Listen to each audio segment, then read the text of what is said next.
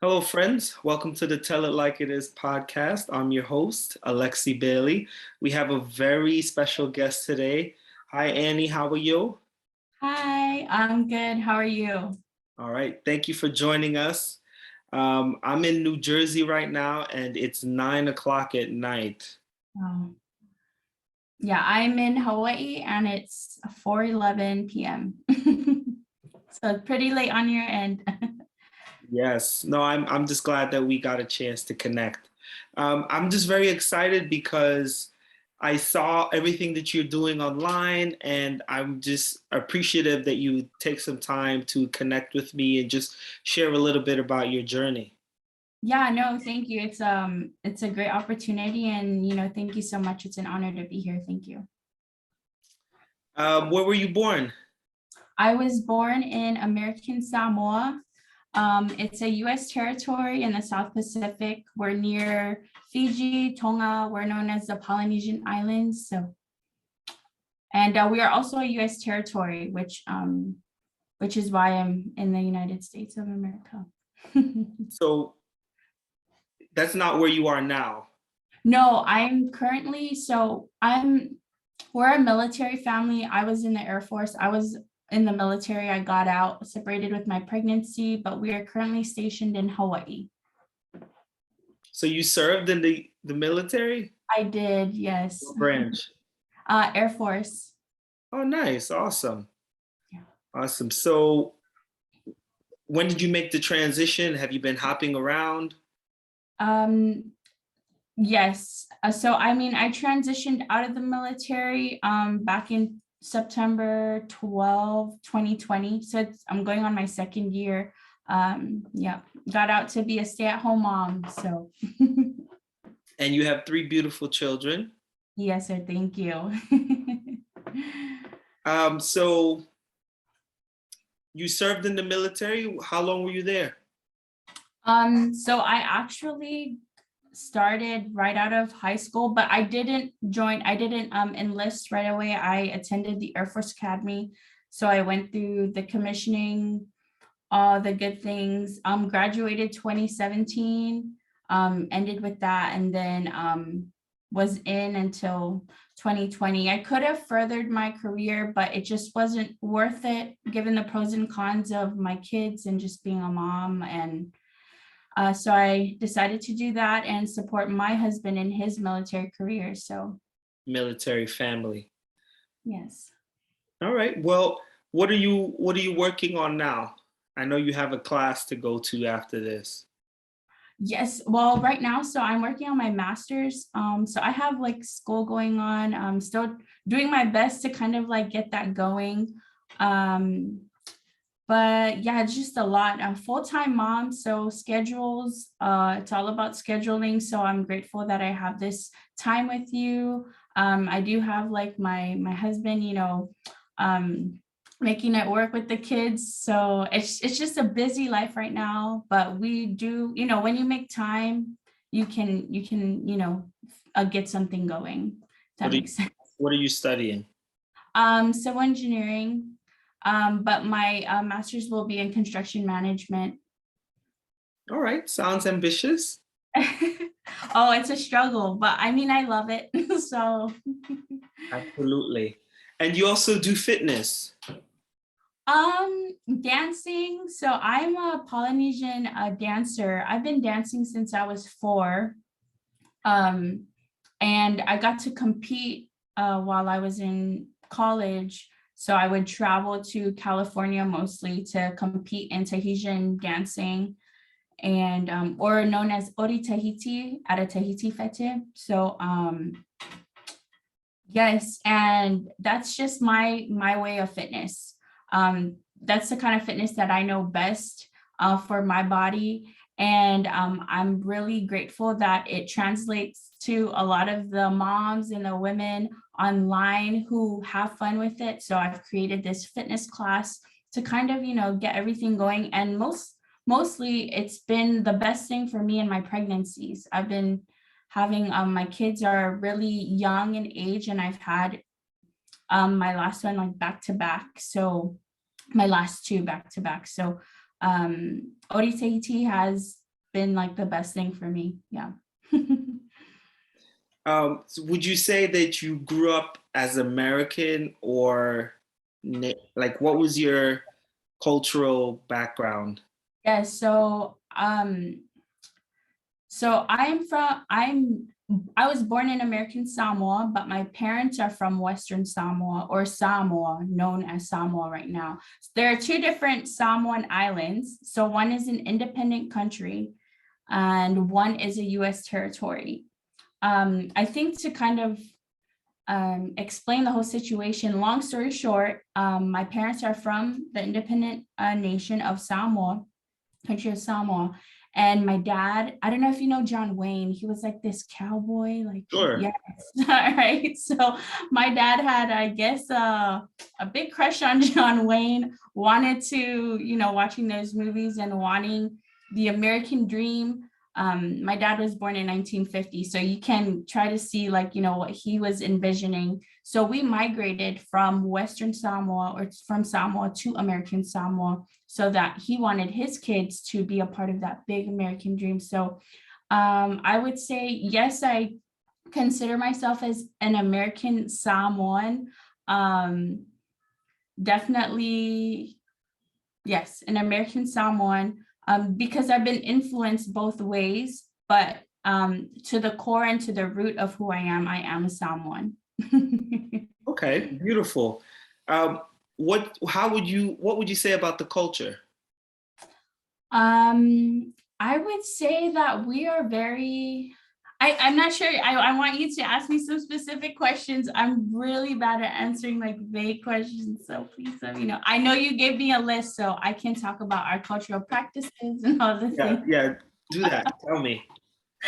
Okay, so one of the cultural practices that I wanted to share with you today, we've got many, or maybe a good handful, but I just wanted to point out one is our tattooing. So I don't know if you are aware, but the word tattooing, as we know it, it originated from a word, or it's also a Samoan word called a tatau, Tatau, tatau. So unlike the Western culture, tattooing, from what I've seen, it's more of like a self-expression, why people get tattoos. But for us, we have a more cultural significance to our tattoos. So for me, I have been bit by the owl, which is one of the, what's the word? One of the accessories that they would use to, so basically I got mine traditionally.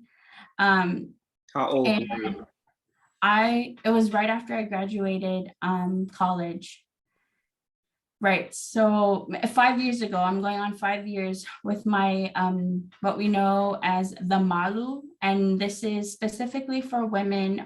For the men, it's the songai miti or pe'a, and normally for women, like for myself, the high chief's daughters are, I guess, the only ones who are able to get that, or to get a malu, because like the process of it is like really long and painful. And I think it's a deeper reflection of service from, like, if you were to get one. So I didn't get my malu for decoration or just like because I'm Samoan. And I know in the Samoan community, we have a lot of families and we have a lot of chiefs. So yes, my mom is a high chief back home, or she's a chief for her family. And the reason why I got mine was, one, I had to get my family's blessing, which I did. And it was just my way of letting my family know that I'm of service to them.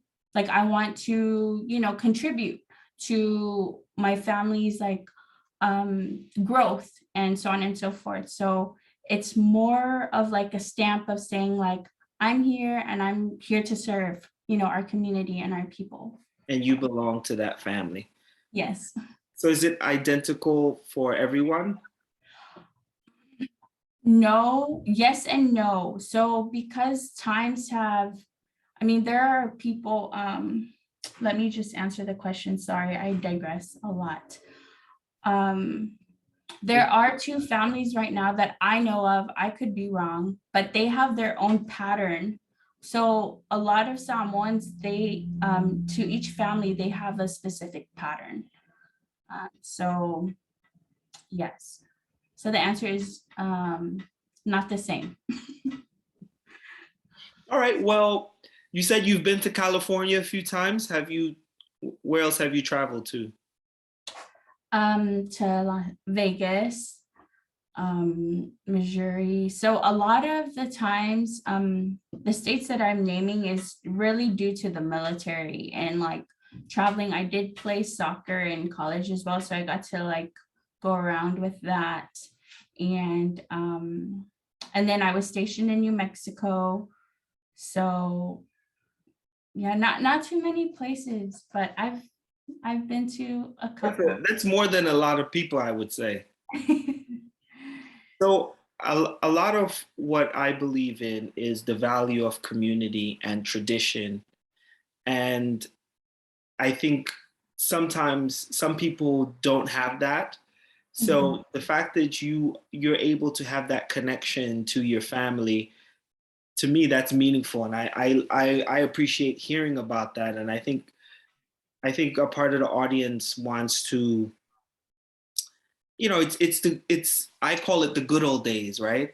But it's Mhm. a lot of people lost their culture. Like a part of I think that happens in Westernization is that in this homogenous mix, everything just you kind of lose touch with your roots, even if you know where you are and you know what's happening back home. Oh yes, of course. I can vouch for that and say leaving home for college and not being home for 5 years, I've definitely lost. I didn't lose my language because I still understand it, but just my dialect and just like the way that I would enunciate things, it's different. Like I speak more like my roommate that I had over there because she's American, like full blown. So it was I don't want to, I mean, it was kind of embarrassing going back home and trying to speak my language and like, people would give me the eye like, are you even someone, like what happened to, but it's because my 5 years in college, I just never had the opportunity to speak to other Samoan people like that. And it was, yeah. So now I'm like, trying to get back into it. Where did you go to college? At the Air Force Academy. Where was it stationed? Oh, in Colorado, in Colorado. So you were there for 5 years straight. Yes, yes. That's Mhm. really tough. Yeah. Yeah. So going back home, the what was that like going back home and taking that time and you leading back up to getting your stamp, your family Mhm. tattoo, and what was that period like? The reintegration, I would say. It wasn't the easiest because I'm gonna be honest. I would say my 5 years out here or out in college, I don't want to say it was the worst 5 years of my life because I've learned a lot. I was like culture shock 100%. But I think the preparation of me going there, I was not prepared for that. So if I were to go back and change things, maybe I would not go so fast to in college, but know who like I am and what my ground roots were. Cause I thought I knew that, but I just feel like at the time I was just brainwashed. Like, no, like this is how we do it here. You know what they say? When you go to Rome, you live like the Romans do kind of thing. So kind of, it was like that for me. And I think I lost a big part of my culture, not really like my heart of it, but just like the exposure to it. So when I went back home, even though like I made this like huge achievement, um, I was shy. I was very timid and I was like tippy toeing around my family members because I didn't feel like Samoan enough to say anything or to share my experience. And so I was blessed. I mean, I'm very blessed that my parents gave me the go ahead but I also wanted to feel the pain. I wanted to feel the pain so bad because of what I had gone through in the States. So it was just two different things, and yeah, it was just rough. So I saw you mentioned somewhere Moana. Mhm. What's your connection to? I think Disney did a good job of mixing the Polynesian cultures in Moana, because it's not just one island that's being portrayed on there. I do want to point out that Moana's dad is Samoan because of his tattoo that he has that is known as the Songai Miti, and it's only Samoan men have that. So, but there you also see like a glimpse of Fiji, Hawaii, or like Tahitian, and like just all the mix. So I'd say when I first saw Moana, I was so proud that we were on the map. Like, even though a lot of people say like, oh, they didn't do this right, but just the fact that a brown island girl was on the screen, I was like at the top of the world. I was like, yes, thank you, Jesus. Finally. So. Um, so what would you say? What would you say about your cultural spirituality? You mentioned Jesus.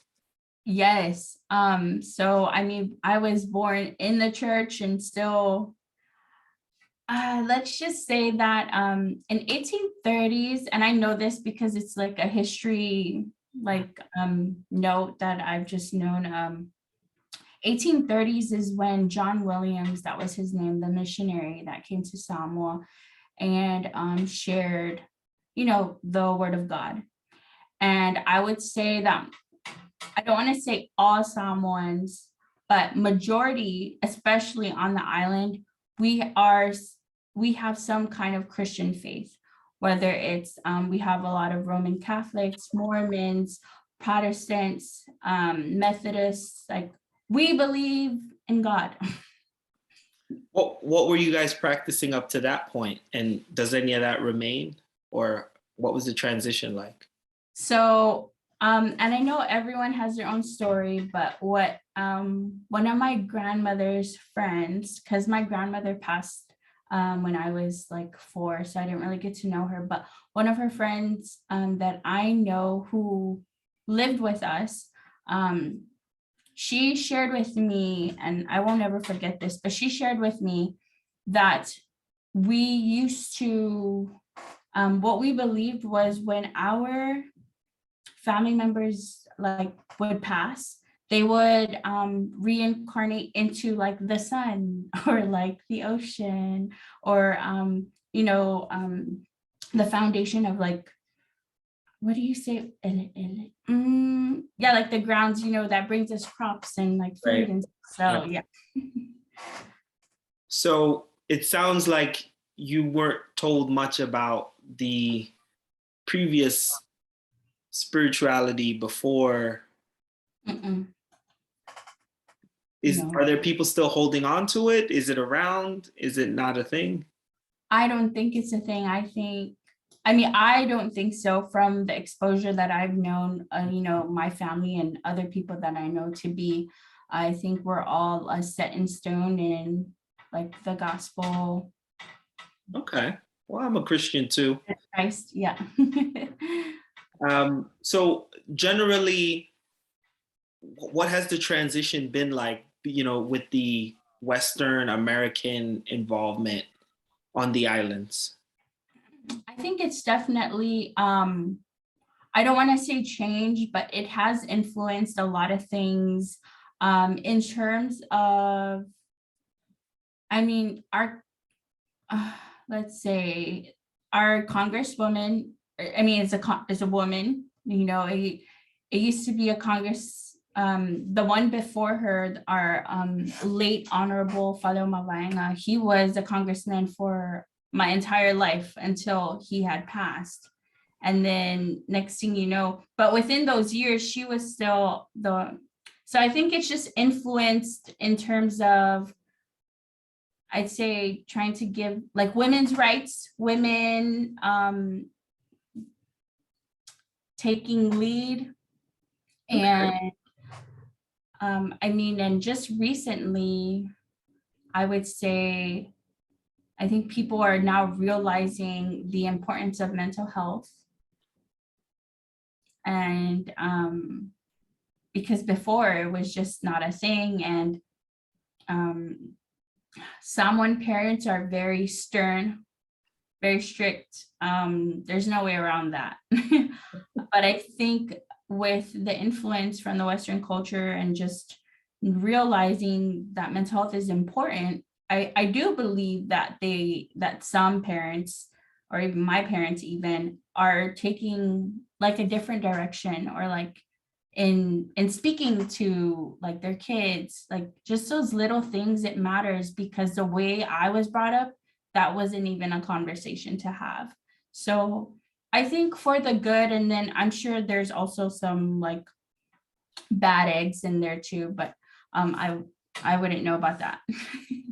So there's still another Samoan island that's not a part of America. Yes. Mhm. Have you been there?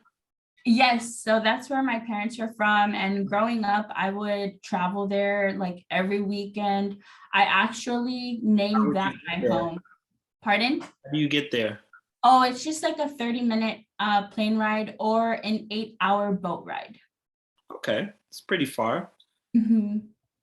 Okay, so are your parents still going back there, or Yes, yes, those are where our roots are. That's where we're from. You know, we so migrated. is most of Pardon? the family there, or is most of the family? No, most of our family's in Samoa, in the other on the other island. My parents are the only ones of their siblings who are in American Samoa. And my mom comes from a big family. She's like the oldest of 13. And then my dad is the youngest of like 12. And so a lot of my family members who reside in Samoa, in Western Samoa or Nupolu, they would travel to New Zealand or Australia. That's kind of like their America. Got it. Right. So How do you got? How does the culture experience Obama and Hawaii? Is do you feel that connection? um Supposedly Obama's from Hawaii and he has some roots there. Do people talk about that, or is that a thing? Do you guys claim him? oh yeah. We love Obama. But I think I don't know, I just haven't had any conversations except for my dad. My dad's just like this huge fan. I definitely when he was you know, in his presidency, he was definitely the main talk of the town, and I know he still is. Maybe I'm just not in that right circle too. Yeah. So Yeah. how are you going to raise your kids? What are you thinking? So my family, we're actually moving back home. We are getting out of the military this summer. So I'm excited to move back home. I want my kids to have the foundation I had, maybe better, because now I know better. And to not just appreciate our culture, but I mean, I'm not going to tell my kids to say like, okay, you're in charge of this, you know, you're going to be doing this for the family. But I do want them to have that sense of wanting to do something. And even though they're 3 years old, you know, but I still want to instill like just wanting to be a part of that change, or to better, you know, our world in one, you know, one step at a time. Well, I think that's a beautiful thing. You taking all of the good that you learned and the education and taking that back home. You're going to be a natural leader back home, I'm sure. I hope so. I just want to be useful. Can you tell us a little bit more about the dancing and the significance and the meaning of that?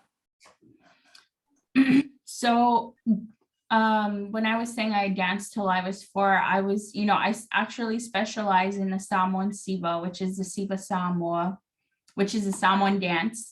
But the dance that I do a lot of on my on social media is Ori Tahiti, which is Tahitian dancing. One, it just kind of gets my blood going, and with having my kids, my back hurts all the time. So a lot of the movements I do, it kind of like alleviates that. So it's more so for me. And I do have a few clips of my Siva Samoa, and I've been told that I need to do more of it because, you know, that's who I am. I am a Samoan girl or woman. And, but I'm sure once you move back, you'll do more of it. Oh yeah, I will. Definitely. I think at this point, it's just more of like body, like health, like movement, Right. and just trying to yeah, you know, like a fitness thing. I should have written this down, like the words. You know, English is my second language, so it's just like sometimes I just like Your English is flawless. So do you have any plans? Do you just want to go back home and just get in where you fit in? Like, what do you think you want to do? Oh, I definitely want to go back home. And so I've started my business, and I create busy books or workbooks for my kids, but in the Samoan language.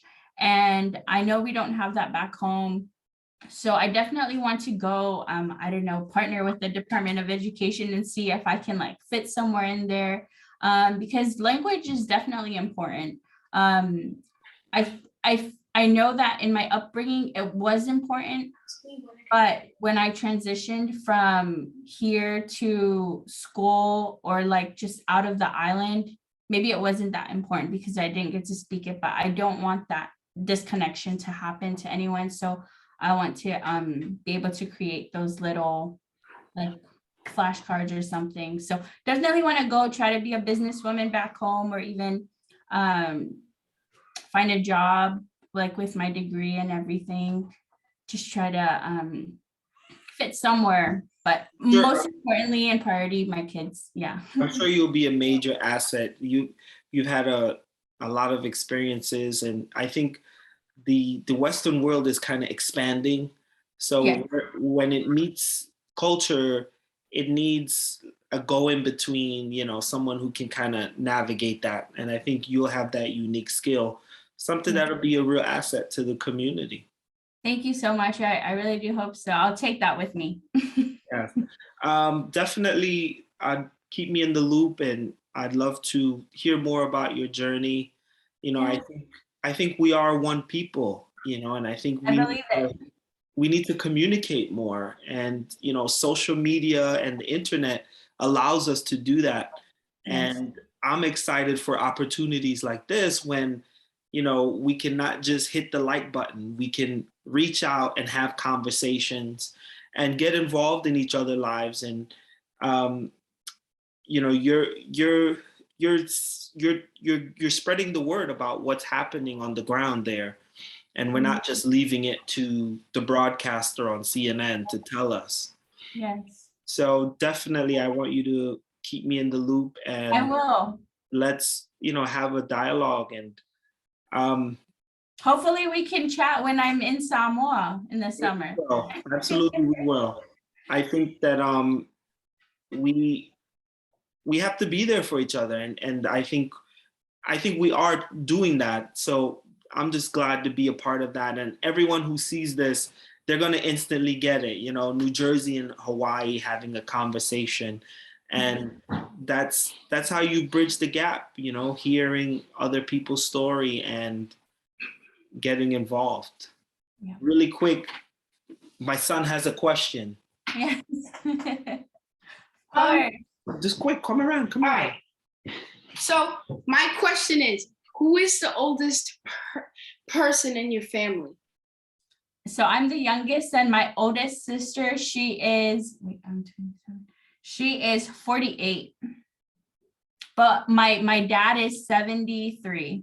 And how old is your oldest ancestor that you know today? Oh, oldest ancestor. Oh, he actually just passed like 3 months ago. Is it October? Yeah, it was my uncle from China. He was 101. Oh, sorry to hear it. Yeah. Also, like crazy how I don't know, but I didn't get any tips from him. Yeah, well, that was all my questions. Thank you. But thank you. Thank you for your question. Bye. I know you're heading off to class, so thank you so much. I'll definitely reach out and maybe we can do a follow-up. Yes, yes. And I'll reach back out to you if I have anything to share. I really appreciate your time. Super grateful. Thank you so much. Absolutely. And just give us your social media so people can. Yes. Okay. Oh, yes. So if you'd like to just see my page on Instagram, it's Keigi Kuoli _ on Instagram. It's KEIJEKUOLI _ And I'll definitely tag you. Okay. And is it Talufa? Oh, it's Talofa. Talofa. Yeah, give us some words. Yes. Okay. So hello, greetings is Talofa. Or a lot of people who like to be slick with it, they'll be like Talofa siya, and that literally just means like hello, my love, hello, my dear, like, you know, to anyone. And how we say goodbye is tofa soifua, or you can say fa. Yeah.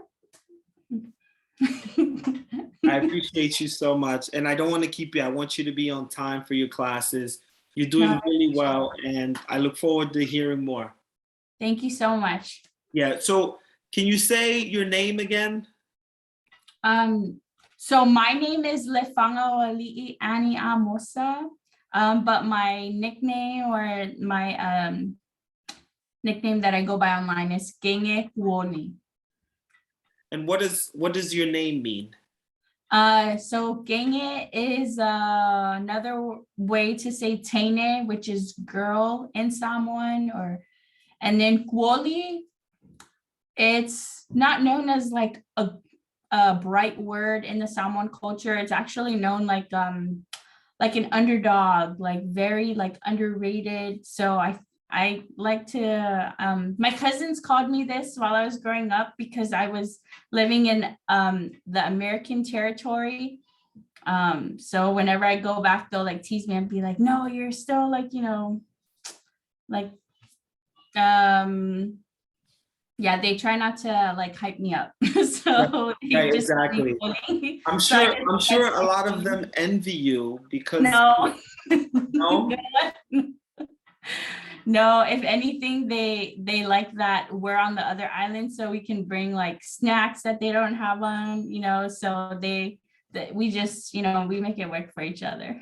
Exactly. A lot of jokesters though. I hope to make it to Hawaii one day. Yes, I hope so too. You and your family. Yes, that would be nice. Mm-hmm. We will. I run marathons, so Wow. Hawaii has a marathon, and I would love to do that. Yes. Wow, that's awesome. Yes. Well, I love so much what you're doing, and I'll continue to see your journey, and hopefully we can get you some new followers and watch your journey. I appreciate that. Well, thank you so much for your time. Thank you. Thank you so much. I appreciate you, and I'll send you some blessings. Do you have like a small like closing words in that you could share? I mean, I can share. So in Samoa, I can share our like quote, or like a quote that we all live under or abide by is Samoa mua mua leatua. And what that means is Samoa and God first, you know, God first in all we do. So that's nice. Yeah. All right. Thank you so much. I appreciate you being a guest today. We made it work. Thank you so much. Thank you. Yes, we did. Manuia. Bye.